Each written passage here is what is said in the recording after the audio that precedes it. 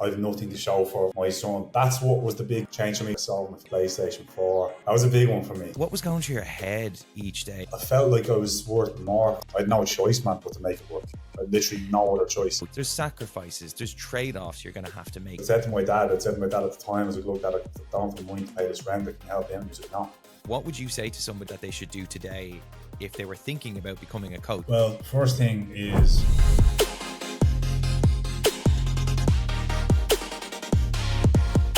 Hello, friend. Thank you for joining. Thank you for coming back. Or for joining for the first time if you are new. What's going on? Welcome. You're about to get thrust into the experience. Well, who knows? Maybe you won't get thrust. Maybe you'll be gently guided. I don't know. Let's get into it. Guest today is Sam Shortall, founder of Limitless Academy, an online coaching business helping people to transform their lives through fitness. And furthermore, he also coaches people to become coaches. So if you want to become a coach, if that's something that you'd like to do and get out of your 9 to 5, Sam can help you. So Sam and I discuss his journey from losing his sales job to building a successful online coaching business during COVID. His story really is one of resilience, transformation, and taking risks. You'll learn how a shock surprise pushed Sam to build a business, how to get started in online coaching with no qualifications, the importance of accountability and building client relationships, and why losing a job or facing adversity can actually lead to your success. Before we dive into this episode, I want to explain to you what Quittable is about and reinforce this. This is a show that is designed for those of you who do hate your job to help provide you the belief and the skills needed to escape the lifelong dynamic of selling your time for money to instead live a life that offers you true autonomy and purpose. So that's what we're about. At the moment, Jesus, I'm bootstrapping this myself. It's actually costing me a few £100 an episode. So I'm keen to hopefully offset that soon and work with a partner. That would be ideal. Don't know where this show is going. Don't know how long I'm going to do it for. Right now, it just feels good. It feels like a mission I'm connecting to. And I want to keep doing it. I like the actual act of doing it and the fact that it's actually well intended and has a deeper meaning behind it. Gives me a lot more to show up for. But without further ado, let's get into it. Sit back, relax, enjoy the conversation with Sam, and don't tell your boss. Sam, I'm going to start by asking you about previous Sam and what did he need to quit in order to make space for the new person, the new type of person who is then able to launch their own online coaching business? Yeah, it's a good question, man. I think for me, I'd say the main part there was, like, I suppose I used to only really think about me, and I never really used to think about tomorrow or the next day, particularly in, secondary school. It would just be like, right, what am I doing today? Which can be a good mindset, but I never thought of, like, where am I going to be in a year's time or 5 years' time. And I think everything changed for me. I've said this so many times. Everything changed for me when I had my son, who's now will be 5 in 2 months' time. So everything changed when I found out my partner was pregnant. Wasn't only thinking about me. It was, okay, fuck. I've nothing to show for my son. That's what was the big kind of change for me. So thinking about what I can do and what sort of impact I can have on my family, rather than just myself. I think that was the biggest change. So, like, I sold my fucking PlayStation 4. That was a big one for me. Sold the PlayStation 4 and then everything. Not that I wasn't playing it for 10 hours a day, but that was a big one. I quit the PlayStation 4, quit playing FIFA online. Yeah, man. I suppose to give you more of a context as well, I'll deep dive obviously into maybe what I was like before I was, a kind of a very consistent person that shows up every day no matter how I feel. But it was definitely that moment when I found out my partner was pregnant. I said it to you a few minutes ago, was when we were in Australia. So that was the big turning point for me, man. I think for me, I was always a little bit different anyway. It's not like I can sit here and say, oh, I had to quit drinking or I had to quit going out. I wasn't into that anyway. I was very my own person, going to the gym and in that space anyway. So I was kind of just figuring out what I wanted to do in the industry, man. I also think regardless of where you're at as well, it can be finding out about having a child, or it can be just as simple as I don't have a child, but I just need to stop PlayStation.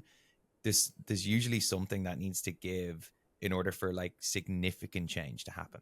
Absolutely, man. Yeah, couldn't agree more. And I think for some people it could be numerous things.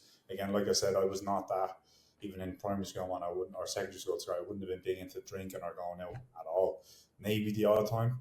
So that, I think that was something as well that would always gave me a kind of a decent amount of belief in that I could do something good. Was I knew I was a bit different already, if that makes sense, but it's still, massively lacking in self belief. I think that would have been why I was maybe quite isolated, because my self esteem would have been very low in school. So what were you doing at the point when you found out that your partner was pregnant? What was actually your professional landscape then? Yeah, and in fairness, man, like I don't give myself too much credit at that time. Like I was in a good job. Like we were in Australia. I'd gotten the job for head of sales in like 4 gyms, which I was really, really enjoying. And like before I'd even started that, I'd actually found out, as I said, that he was going to be coming along. But I only lasted there for 3 months, because obviously naturally we wanted to get home for being around our families and stuff for our first child, because we were only young.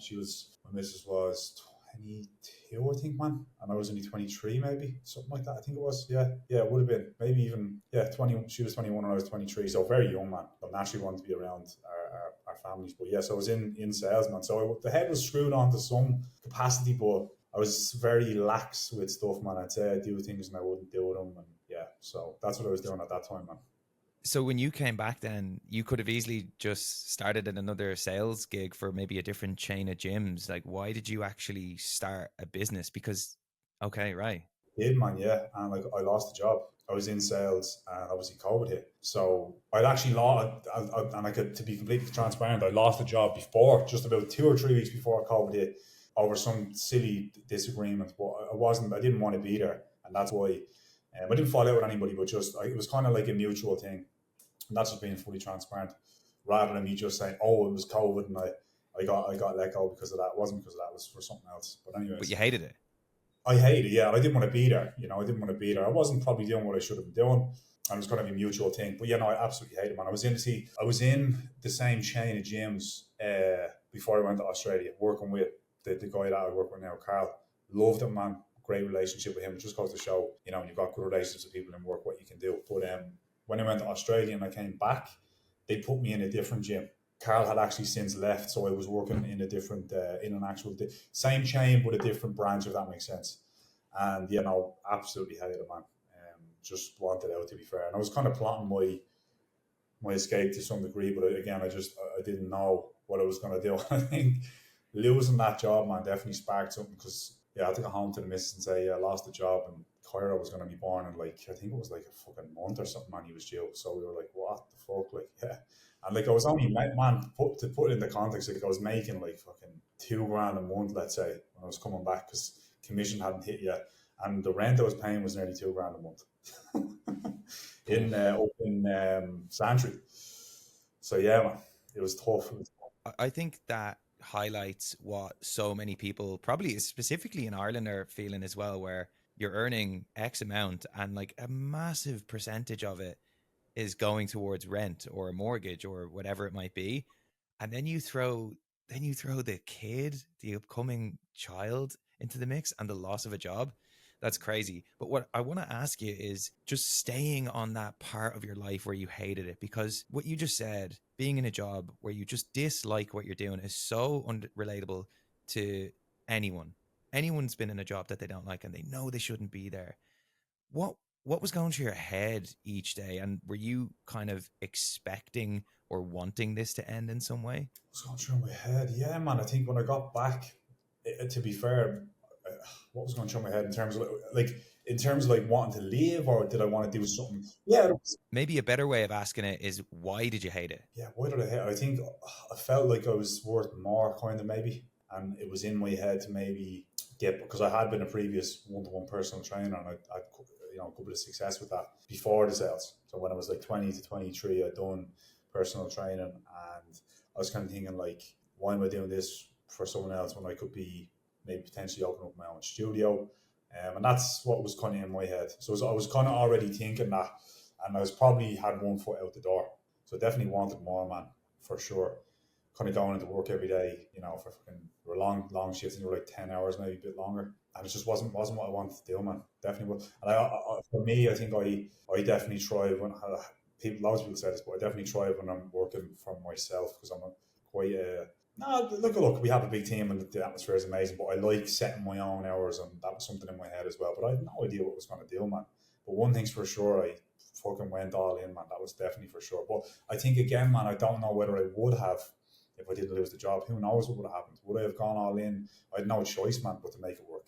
I had literally no other choice, particularly because I couldn't just get another job in the gym. The fucking gyms were closed then in March. So I lost the job. What was in November? He was born. Then it was Christmas. So, I wasn't going to be getting a sales job at Christmas. January hit. I was like, right, okay. I went back to a gym to do a couple of personal training sessions. And then coming into February, that was only kicking off. I, got like 5-6 clients, and then COVID hit. So it was kind of like, right, fuck, what am I going to do now? So then me and my still best mate now had said that we were going to set up the online coaching thing, and he just, a week before we had launched, had said, look, Sam, this is not going to work. COVID's hitting. There's no point in doing it. And I said, look, man, I have to do this. I said, he was living at home at the time. I said, I don't have a choice. So you either do it with me now or I'm going to have to do it. And he was happy enough for me to do it. And yeah, we went all in, man. The time as well. Do you know what's interesting about that? And it's kind of some people, myself included, when I was let go from my job for working too much on my business, sometimes circumstances make you do it and you have to go all in, as you said. Whereas what I think a lot of people in the current world struggle with is that it's just bearable enough to stay doing what they are doing rather than take a big leap and risk everything, right? And I think that's probably the chasm that people struggle with. Now, that said, even in saying that, you still then were like, right, I've got to start something. Okay. And starting something is daunting, whether you have a safety net or don't have a safety net, regardless, right? So talk to me a little bit about what sort of doubts and fears were in your head in those first early days and weeks of setting up that new business. Do you know what, man? I think the doubts and fears definitely weren't on the business end. The doubts and fears were, I've no money to pay rent. That was the doubts and fears. I've no, you were talking about a comfort blanket there, or what was the phrase you used? I didn't have that, man. That was my doubts and fears. Trying to get up the money for the rent was the doubts and fears, man. I was on that COVID payment, which is crazy to even think. And I was just holding on to that as best I could. The next part of the story is actually interesting as well, man. So, but I'll answer this question first. Yeah, to be honest, man, I even said it to my partner. Again, she's in there now, we're still together now. What did I say to her? I said, can you imagine if I can get 100 online clients paying 100 quid a month? That's 10 grand a month.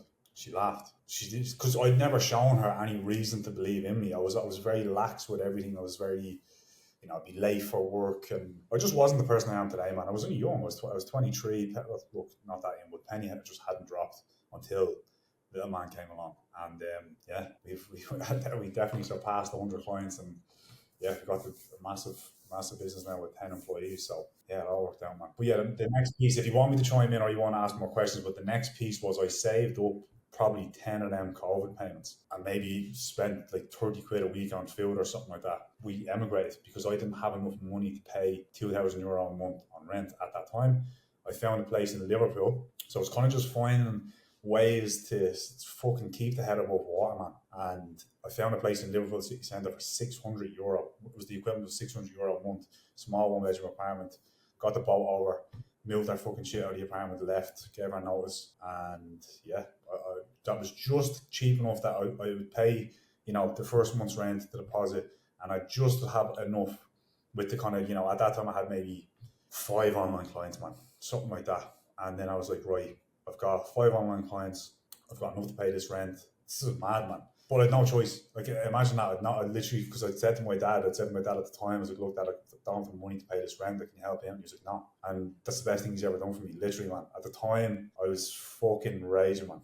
Raging. But it's the best thing he's ever done because my dad does very well for himself. Not always, my mum and dad used to struggle then when I was younger, but my he's a very, very successful barrister now. back to college when, around 2008 when all that stuff kicked off. And he's extremely successful now. And I've kind of seen that come up, seen him be at his lowest and then kind of change career, similar to kind of what happened to me. What was the point there? Yeah, so just enough money, man, to fucking keep the head above water. And then I just went all in, man. I think it's a bit, look, I definitely worked extremely hard, man. 7 days a week, no distractions, no families ready to come over. It was COVID. I was working night in the morning, man, on the laptop, content. And so look, it's not, everyone's path is going to be different. Anyone who thinks it's going to be just smooth is obviously, it's just not a fair expectation to have. But what I do think is very a pertinent point that I would like to say to the person who's listening is you don't necessarily have to scrape bottom of the barrel, or you don't have to wait till you've just found out you have a kid in order to, like, it can be somewhat more of a graceful transition, but I do think your story is really powerful because everyone knows what it's like to have your back to the wall in some capacity, financially especially. That's a big one. And what I think is commendable about this is that you were just faced with these scenarios, these situations, and you just fucking went for it, and it's coming good for you, man. So, a lot of kudos for digging it out in that early part. But if somebody wants a different life, if somebody wants to change where they are now, the transition period is just a bit shit. You might have to save a little bit of money extra here. Maybe you don't go out a second time on the weekend. You just go out for one set of pints. There's sacrifices, there's trade-offs you're going to have to make in some capacity. It just doesn't have to be that extreme, right? I think it comes down to it has to come down to a readiness as well, doesn't it? Like, you need to be like, for you, I'm not sure what your like kind of readiness to change was, but I think a lot of people, like you said, that they're not willing to sacrifice that second night out. They're not willing to, they don't want, and I think, look, I hate to be that person, but I think it does come down to, man, how bad you actually want it. And maybe you're just, like you said earlier on, it's the 9 to 5. Some people are just about happy enough in that, and they stay. But for the likes of yourself and myself, we were just over that threshold that we were able to then make them sacrifices because it meant enough, if that makes sense. And if you can hone into that, for you, your why was very, very, very clear. You've got a son on the way and you must provide for him.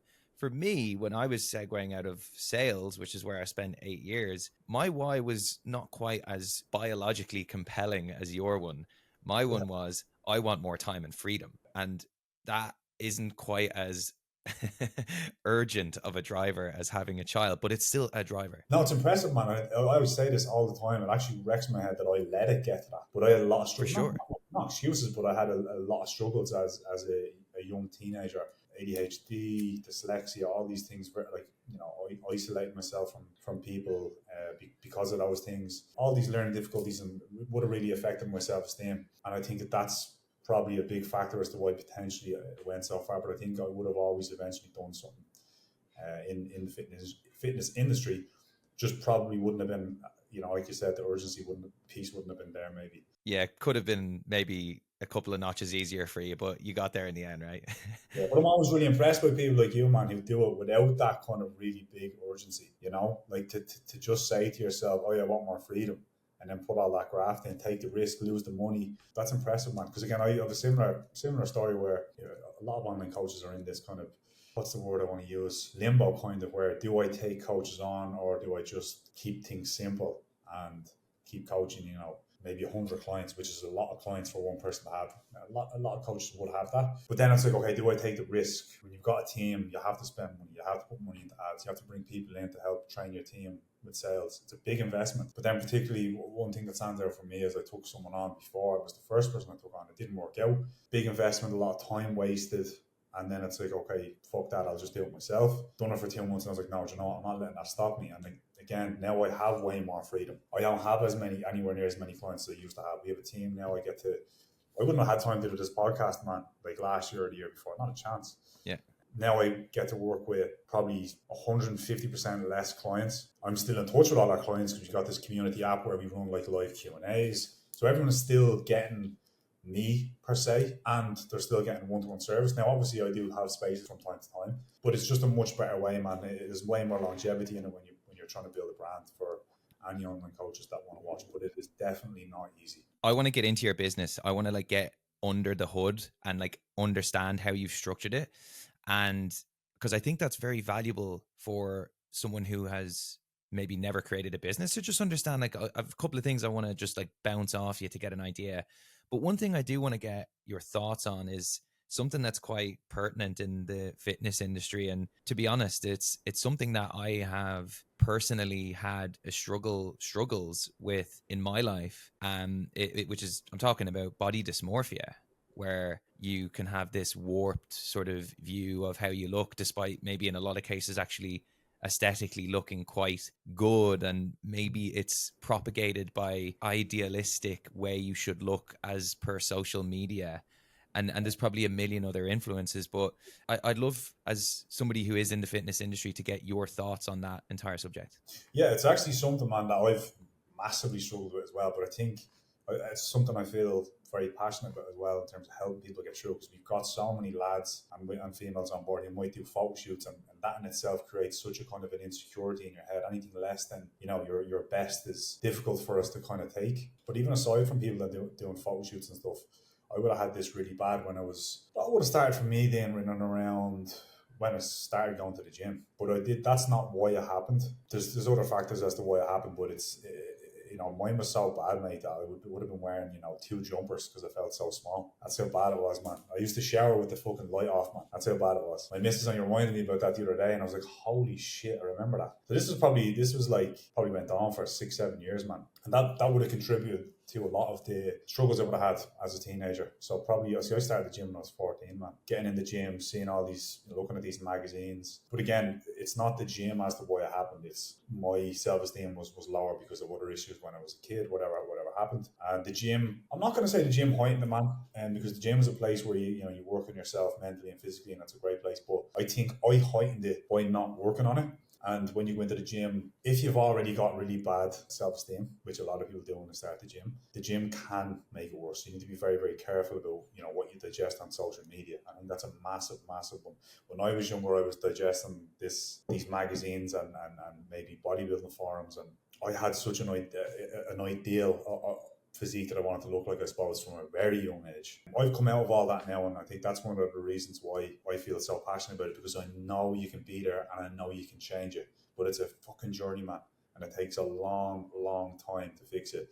Lots of counselling, lots of talking about it, and it's something that I actually have helped lots of people get out of that kind of rut in their head, particularly because it might only start for them later on in life. And I think if it only starts later on in life at 18, 19, 20 or 25, you can kind of nip it in the bud quick. But because it happened to me so young, 15, 16, 17, 18, 19, I just thought that that's the way it was. So obviously the longer you leave something, the harder it is to fix. Whereas a lot of our clients, it's only really creeping up at them maybe a year before they start with us, and we can kind of really help them then. But if it is something that anyone's struggling with, and it's been something that you've been struggling with for maybe 6, 7, 8 years, you will have to go and speak to somebody. And that's the main point is we can't do it all ourselves. But yeah, man, I had it really bad, man. Very, very, very bad. I don't know whether you have any more questions on it, but it's interesting the angle you said, whereby it's actually rooted in a lack of, or maybe a dip in self-esteem, and then perhaps you look to the gym as oh well, if I look like this guy in the magazine or this girl in the magazine, therefore I will feel good about myself, when it's actually kind of, at least in that scenario, just putting a band-aid over how you feel and not really getting to the crux of the issue itself, which is no never. matter how big you are, no matter how big you are, I remember saying this to myself year on year on year, and it made sense in my head at the time.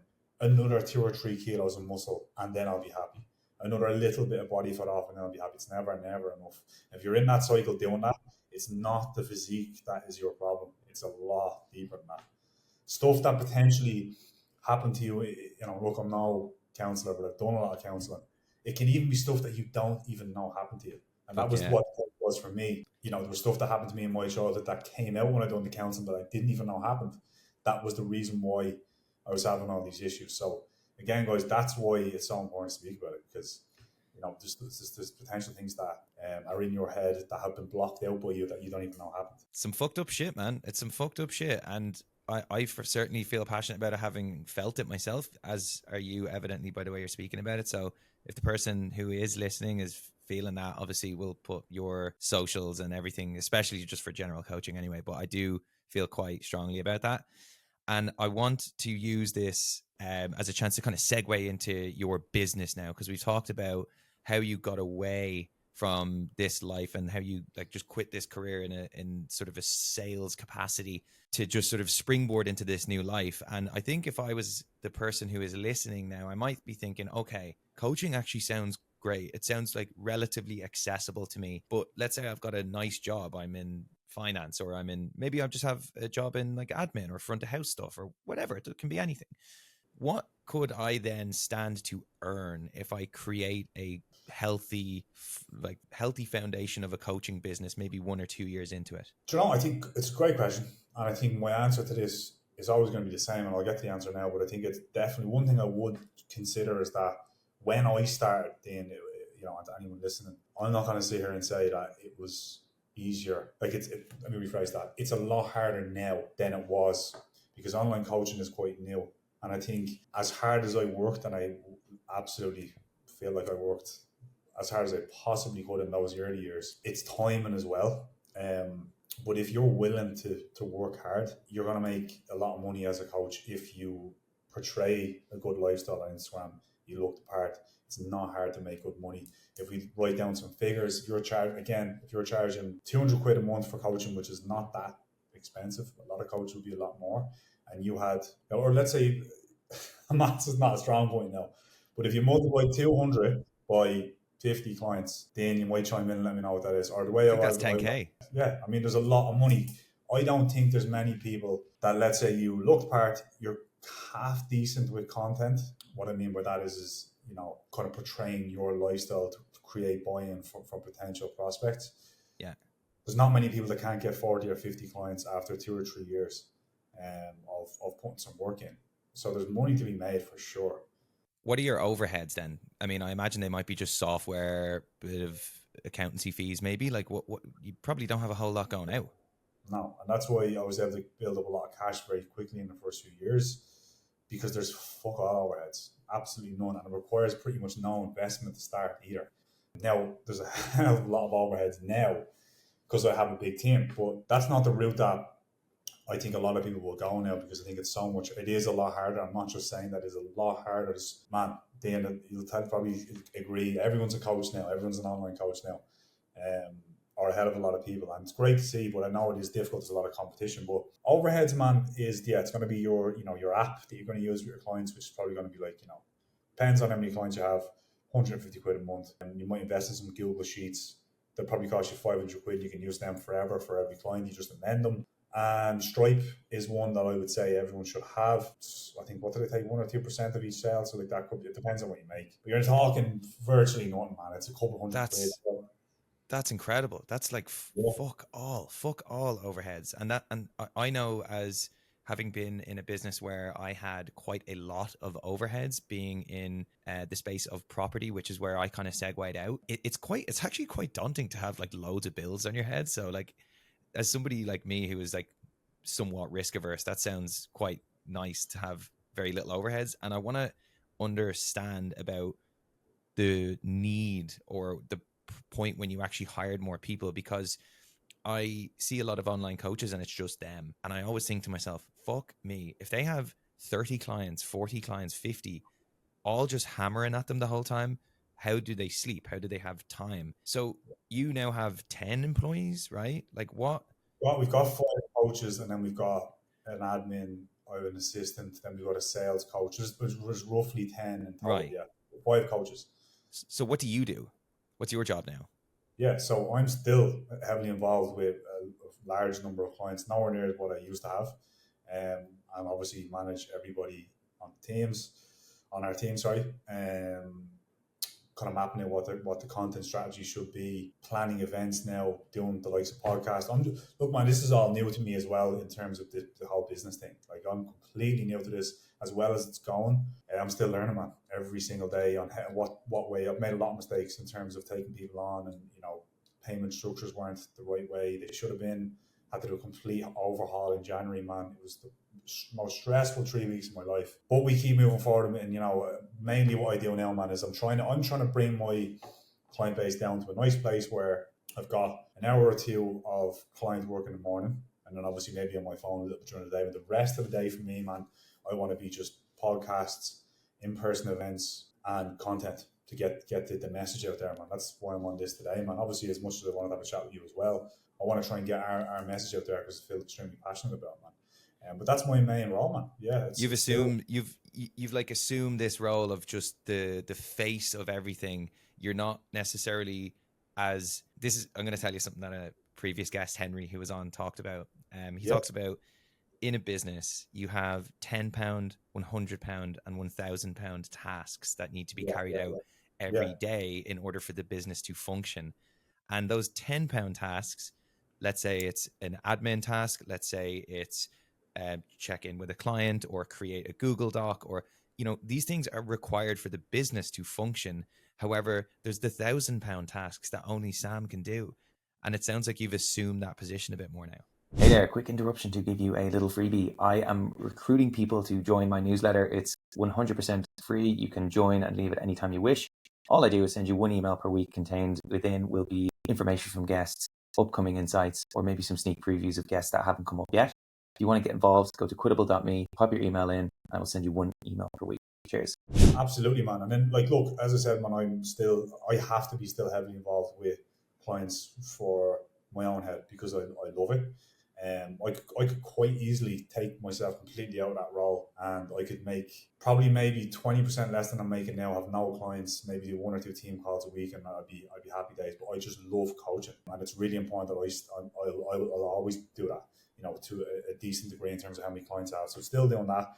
But I couldn't agree more, man. Like, I think the only way you can really grow is delegation, particularly on those little smaller tasks that we don't need to be doing, and we think, oh, only I can do them. And I was like that for years. I've actually got my sister in now. She works for full time as well, which is amazing. She does all that stuff for me now, and it's unreal. The amount of time that I've been able to gain back just from taking people on to help me. It's such a bottleneck, man. You think that only you can do. I don't know whether you ever heard of your man Dan Martell? No. Love him, man. I'll send you the book after. He is a fucking genius. He has a book called Buy Back Your Time. You need to listen to him. His YouTube stuff is class as well. Dan Martell, his name is. He basically said that you'll not get anyone to do any task in your business as good as you, but you'll find people to do it 80% as good. And if you find that, that's good enough. You'll still be able to continue to push revenue and push forward. But yeah, man, it's almost annoying because I won't get into numbers, man, but I had a massive amount of clients for 3 years, and all I done was check-ins, nothing else. I didn't spend time with my girlfriend. We didn't go on dates. Seeing my son maybe 2 hours a day. Still very, very involved, putting him to bed, reading him books, all that. Now, I could have been there more. It does take that, man, in order to build something big, but also I definitely stayed in that lane too long when I could have been like, right, hire this person, take a load off me. And man, I think we'd be fucking 10 times further on than we are now. But there's no hindsight 2020, isn't it? We do it now and I'll get it done now. But yeah, I should have done this a long time ago for sure, man. You're just buying back your time by doing this. It's so obvious. And I mentor people in building their property business now. It's something that I take great joy in as well. And I just see them doing, like, I was on a call the other day and the guy was like, I'm going over and washing the property myself and cleaning it. And I was like, dude, no. You're the CEO. No, you're not even the CEO. You're the owner. You own the business. You don't run the business. And it's kind of, I feel like it's just this arc that you need to go through. I think you need to realize how shit doing every task yourself is, and then realize the importance of, okay, I need to hand this off. And I can see the relief on your face when you talk about it. There's levels, man. Sorry, go on. No, go ahead. No, there's definitely levels to the kind of delegation, like, and I think there's massive levels to reach when you're willing to take. It's not even a risk. You're decent at hiring people, you'll be fine, but it's the level you can reach, and you've seen it as well, I'm sure. When you're just focusing on, like, your brain is able to just think, right, what can I do today? Like, I've done those little smaller tasks I need to do. I've got 7 or 8 hours now. What can I do to elevate the brand, rather than just focusing on, like you said, cleaning the Airbnbs? Like, you could be looking at pushing ads or doing more content or podcasts or what you're doing now. And that's where the kind of bigger levels are, which again, there's so many levels, man, to business now. we're ants compared to some of the, obviously other people. But yeah, delegation, man. I want to ask, just to round off, what your business is like and where you're trying to take it to, because obviously got a good understanding of how you've let it blossom into this now thing that you can feed people into, let's say, from your marketing efforts, such as this podcast, such as events and so on. But when I think about coaching businesses, I think about bottlenecks. I think about it being very difficult to scale. And my question to you is about scalability. How big can you get this, and how big do you plan on getting this? Well, I think it's exciting, man, because again, I done the online coaching myself, Sam Shortall coaching, for 3.5 years. And we were only limitless a year and a half, not even, man. And we've gone, from me to hire one person that didn't work to 10. And I only started doing content in December 2023. I was still very, very self-conscious about getting on camera and speaking. I wouldn't have been able to do this with you last year, man. I was too anxious. I would have been way too nervous. So I think the potential is limitless, man. I really do, because what we're doing now after a year and a half, and the owner and CEO has only just started getting the message out there. I think there's no limit to it, man. And again, we haven't even touched into ads. We don't even have a fucking website. The website's being done at the end of this month. We're doing what we're doing. We had a shitty website now before, but it was like on Wix or something like that. I love that. I love what you just said, because that goes to show that you don't need to be fucking perfect to just give it a go. You can figure all this shit out on the way. 100%, man. And that's one of the things that my partner is guilty of. And I say it to her every day. And I'm sure a lot of other people are as well, waiting for everything to be perfect. Man, my plans, and even the personal training course that I run now, everyone wants everything perfect before they start. When I started, I literally wrote out the meal plans on Microsoft Word. There wasn't even a logo on them, man, for the first 10, 15 clients. And guess what? No one gives a shit. I still got amazing results with clients. People don't care at the start, obviously, what things look like. It's more so the results you get them. Now, of course, all those things matter then down the line, but the point being, like you said, man, the point is to start. It's to start, exactly. And you figure it all out as you go. The stripe, the true coach, the ads, all this stuff comes with time. The talk track in someone's head is always, oh, but I have to get this right, and I have to get this right, and I have to get this right. And yes, you do. They are like things you must tick off at some point, but not before starting, because if you spend too long in that phase of purgatory, like not having commenced, you are liable to not start. What stood out to me when you were saying that is like your progress, especially with the fact that you can now stand up on camera. You said you were nervous, and putting yourself out there and starting something is a fucking scary thing, especially if you do it on social media like you do. And I want to actually segue into social media now, because anyone who's growing a business or launching a business probably will use it in some capacity. And in doing so, you will receive probably the odd negative comment here or there. And what's been one of the most hilarious ones or noteworthy ones, let's say, that you've received? Oh, there's a few, man. I couldn't even say that. I really couldn't say. Some of the lads, we've obviously a big WhatsApp group, all of our team members, and it's definitely a good point of laughter on not on a daily basis, but probably a weekly basis. I'd say one of the funniest ones, man, was what was it that they said, man? Something about my neck, of a long neck, but the lads just thought that was hilarious. But man, so I couldn't even tell you some of the other ones, man. It wouldn't be podcast, it wouldn't be PG or rated. Jesus, man. Like, I actually had a period of time there where I turned the comments off because they were getting very... They bothered you? No, I turned them off. But were they getting to you? Do you know what, man? No, they weren't. Strangely enough, not really. Maybe, possibly some of them, maybe, but it was more so stuff with my son and stuff. That's what I was like, okay, fuck that. That's when I was like, no, fuck that. But yeah, no, they would, man. I think I turned it back on there maybe like 8-9 months ago or something like that. And then we were in Marbella this summer. I brought all the team members away with a big kind of event over there with everybody. Yeah, there's a couple of comments on them videos that would have got to me. I think they're lying if you say that. It's not going to get to you, but yeah, the whole social media piece, man, is tough. I think the best thing I done was throw myself into an in-person event with the Malloy twins. I done their podcast, which was really difficult for me to do, man. Again, I've suffered very badly with anxiety over the years. Still do, but a lot better now. And I booked then, they'd asked me to come and do an in-person event. I think there was like 80 people there. And oh my God, man, I was so fucking scared, so nervous, but I got it done. And now the thought of doing that, or even doing this podcast today, was just like, it's just going to be a conversational chat. I wasn't even nervous about this, man. Whereas my nerves and anxiety, man, were 10 out of 10 for that. That's how quick things can change. But you must be willing to try yourself into the deep end. That's the only way. I had that yesterday with a gent, Scott, who I was doing a podcast with, and he was just so candidly honest mid-podcast. He was just saying, man, I'm nervous right now. And I was like, fuck yeah. I like, not fuck yes to your nerves. Fuck yes to the fact that you're still here despite them. Yeah. And he's, I can't wait to share. You'll enjoy that episode. But yeah, Nick, you know, social media is a pretty brutal place. Anyone who puts himself out there, whether they get publicly negative comments or private comments, or maybe a comment in a WhatsApp group, you're going to be doubting yourself. You're going to be in your own head.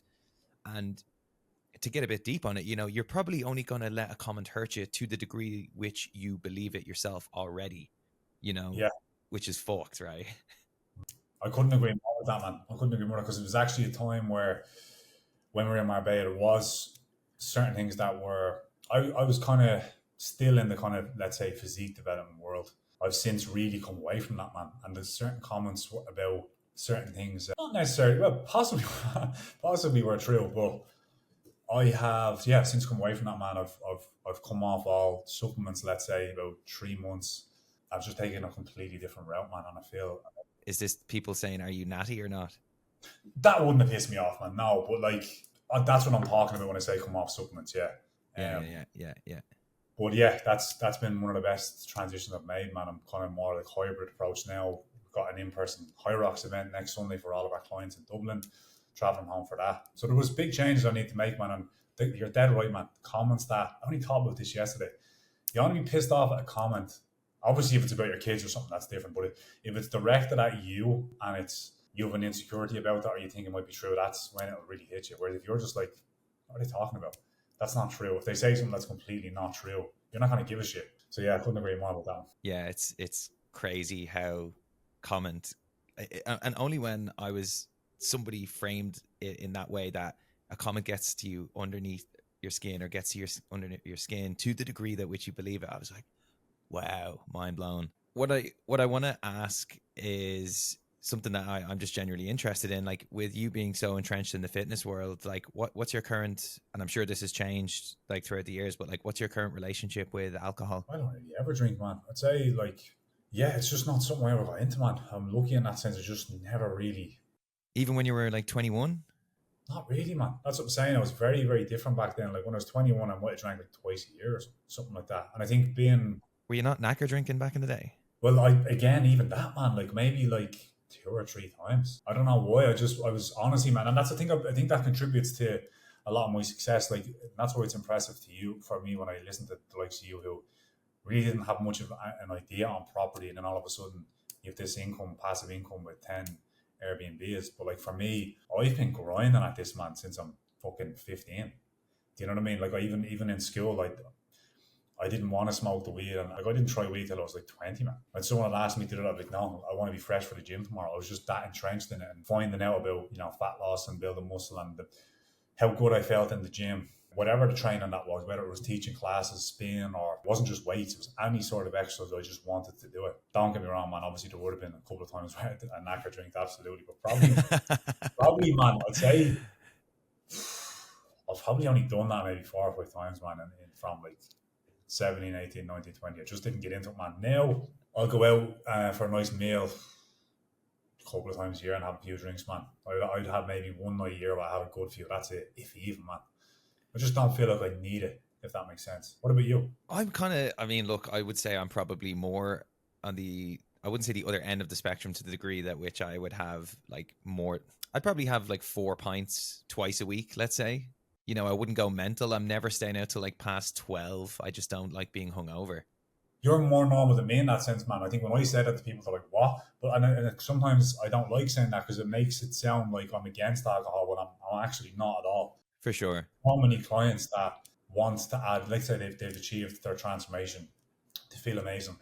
And we've been speaking about maybe adding, because obviously all clients will probably have alcohol once a week, let's say, even in the transformation. But they say to me, Sam, I'll be honest with you, I've got clients, I'm in recruitment, I'm probably going to have 3 events a week. How can I stay in shape and still, meet up with friends on the weekend and have a couple of glasses of wine with my colleagues in work after work or with my clients in work? And it's very easy, man. You know yourself, you're obviously, in shape, you train and you're drinking pints twice a week. But people think, I have to cut everything out to get in shape. And obviously when you get there as well, you start to realize with the right coach that, you can live your life fairly freely, man. If you're training a couple of times a week, you've got decent knowledge around calories, you can have alcohol 3-4 nights a week if you want. But I think for me as well, man, my mom and dad, I've never seen them have a drink. They just don't drink or smoke. I think that's probably a big part of it.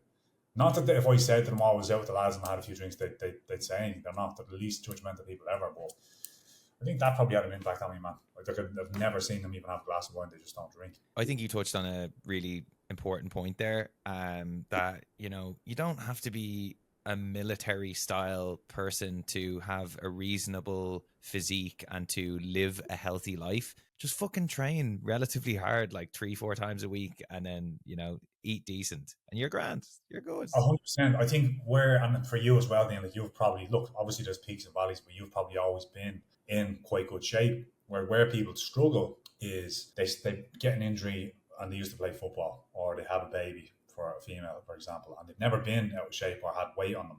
And then all of a sudden they're 20, 30 kilos heavier than they used to be. And they don't know how to structure the kind of grey area of having some nice food and some alcohol, but still achieving fat loss, because they've never been taught it before. So that's where we come in. But people largely, like yourself, man, it's not going to be hard for you to maintain a couple of sessions a week and a couple of drinking sessions a week, you'll be fine. But it's just that piece where people struggle when they've particularly had a big event, let's say an injury, like I said, or pregnancy, and then you put the weight on, they don't know what to do. And that's where we get a lot of clients coming to us saying those type of things. So I never had weight on me before, and now I do. What do I do? But yeah, maintenance is easy, man. Very, very easy.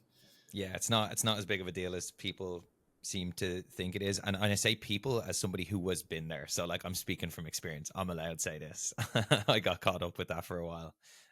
Story for another podcast. But I want to kind of round off by getting your thoughts on two things. So the first thing is the person who's listening to your story now, and they're in a position where they don't like what they're doing, and they're on this path that they know if they don't get off in 40 years, they're going to be very regretful and filled with what ifs. And maybe they're looking at you and they're thinking, okay, Sam's kind of, he's been doing it a while, but he had these like crazy circumstances. Mine maybe aren't as crazy as his. What would you say to somebody like that they should do today if they were thinking about becoming a coach and coaching was something that was calling them? Yeah, well, first thing is, I think the main credentials for a successful coach is going to be, as shallow as it sounds, you do need to walk the walk, and you need to look like you're living the way your coach, like the person that you would want to coach you, is living, if that makes sense. What is that? If you want to just rephrase the question, man, is it more so you want me to touch on kind of what credentials should people have, or what? Yeah, like what could they do today? First things they should do to tip over their dominoes that they can actually get into what you're doing. I think, and again, I get this question all the time. It's a million things come into my head, but I think the great thing is you don't actually need, I don't know whether it's a great thing or not, but you don't need a qualification to become an online coach. Now, obviously, I'm fully qualified. There's a lot of coaches now that are getting qualified that have done it for, coaching for years, because they're probably worried about something happening, but you don't necessarily need one. But you should probably look at getting one. We do have. Yeah. I didn't know that. Yeah, it's bizarre, isn't it, man? Because again, it just shows you how new it is. It's all so new. But we have a personal training course. You get your full personal training qualification, and then you get 12. It's a 12-week course online, so you can do it wherever you are in the world. You get 12 mentorship modules from me as well. So you can look at doing a course, potentially getting a mentor. But I think those things are secondary to the fact that you need to have passion for helping people. If you've got that, and you're, like I said, you're big into training. Potentially you've done the likes of maybe it doesn't have to be a photo shoot, but you've been in good condition before. People need to see that. Again, there's probably people watching this thing and that's bullshit. It's not. Fitness industry is very kind of visual on what you look like. You need to be able to portray that. Yeah, man, I suppose those are the key credentials. But what's interesting about this is that it going back to that doesn't have to be perfect thing. You don't need the qualifications really. You can kind of just give this a go, and relatively low risk. You don't have to put up a load of capital. You can, if it's something that's calling you, you can kind of just get into it and figure it out as you go, as you have very clearly demonstrated you can do. Yeah. And again, we touched on this at the start, like it doesn't take many clients to probably out earn yourself quite quickly in terms of your Yes. you're not going to need that many. And obviously, I'd always advise people to start with a couple of their friends, coach a couple of your friends for free. That's what I done. And yeah, that they got good transformations with them, and it just snowballed from there. I think the most important thing as a coach, though, if you are sitting here and you're thinking you want to be a coach, if you're good at managing people and you're good at relating to people and kind of putting your arm around someone and being able to give them encouragement, that's literally the most important part of being a coach. Reaching out to them. I watched a podcast before, Diary of a CEO, you know that one. And Jesse Lingard was on, and he was asked like, why was Sir Alex Ferguson so good? And he said that it was literally just the touch points during the week. So Jesse Lingard's mom might have been sick the week before, and Alex Ferguson would remember that, ring him, and say, "Oh, how's your mom this week?" Like he was so disconnected from the tactics and stuff like that, but so connected with the players. That's what's really important, and that's how we've scaled our business. Is just creating those deep connections with clients. That's amazing. You'll hear a lot of people say that, but are they actually doing it? I don't know. And I know for a fact every single coach we have, like that's the one key thing I look for in someone I'm hiring is, do they have that? Because you can't, it's very hard to teach that. I can teach the lads how to be coaches and deliver plans, and you get enough clients, you'll get some results. But the reason why we're able to get 80-90% success rate is because our coaches have that kind of connection with the clients. And I can say that with my chest because, again, I actually did most of our people that I've hired were ex-clients of mine for years that I coached, and they can see how I coach them, and they know how everybody Said he knew. Yeah. And that's been a big game changer for me as well, man, has been hiring people that were clients. And one lad in particular, Ryan, Jason as well, who actually has since left and he's built his own coaching brand. He was absolutely thriving. So that's great to see as well. But he left us, what was it, last month? But it's amazing to see him flying now with his own business. But Ryan, for an example, he was with me 2 years and he is a 1 in a million, man. He's in terms of sales, in terms of his ability to get results with clients. People just sing his praises, but I think that's because he knows exactly how I want him to work in the business because he was a client for so long. But yeah, kind of segued off a bit there, man. I've even got clients.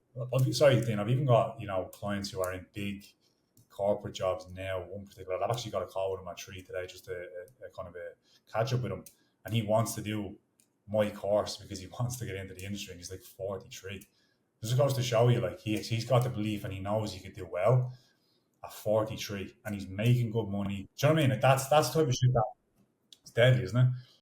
So I think if to the person listening who would be potentially considering either A, becoming a coach, they can speak to you, or B, getting into good shape through a coach, they can also speak to you. And I'm going to put your contact details in the show notes and make sure everyone can reach you if they can. But where should they go, just if they want to go right now to have a look at what you're up to? So we will have our, as discussed earlier on, we'll have our amazing website.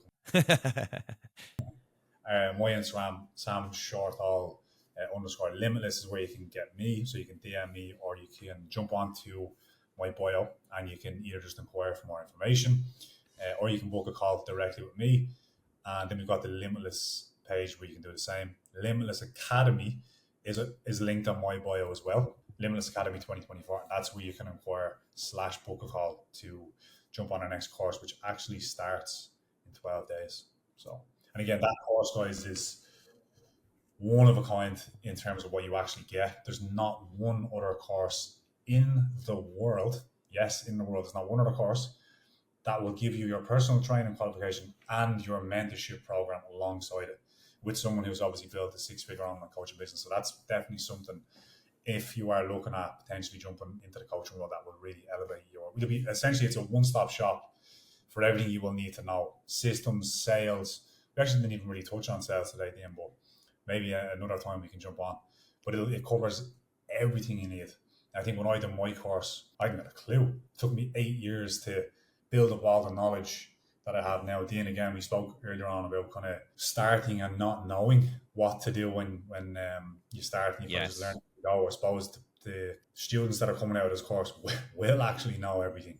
They'll have everything in front of them in terms of what systems that I use, that I suggest for them to use. Now, whether they all use every single thing, I'm unsure, but they'll have such an amazing start, I suppose, compared to people who might just do the personal training course. Because again, that doesn't cover you for the online side, the systems, how to sell. And then obviously we even delve into kind of how to manage your team if you ever do get a team, how to hire the right type of people. Amazing. Yeah, we've got a massive sales module as well, which Dean, you know how powerful sales can be. Sales is a brutal game. Yeah, it's a brutal game, Brilliant. especially if you don't know what you're doing. But I love that you did it in such a way that's like completely, as the internet memes would say now, you raw dogged it. But what somebody else can do is sort of save themselves some mistakes, but part with some money. That the guy who I mentioned earlier, Henry, he actually says a lot that you can either pay in your time or pay in your money when you're getting a mentor. You'll pay with one, you'll pay with your wallet, or you'll pay with the time spent making mistakes, or you can pay with your wallet and then actually just save yourself those mistakes by learning from somebody who's made them. And you've provided a sort of a springboard for people to do that. So, and I think the fact that you've demonstrated that you've done it in a lot harder circumstances, I mean, to me, that shows that anyone can do it under any circumstances, especially with more guidance. So yeah, man, you've got a really, really cool story, and I've really loved getting under the hood with you, man. This has been great. I've really enjoyed it, man. I appreciate you asking me on. Definitely. I'd love to do it again at some point. Appreciate it, man. I'm sure we will, man. Much love. See you soon. Thank you, man.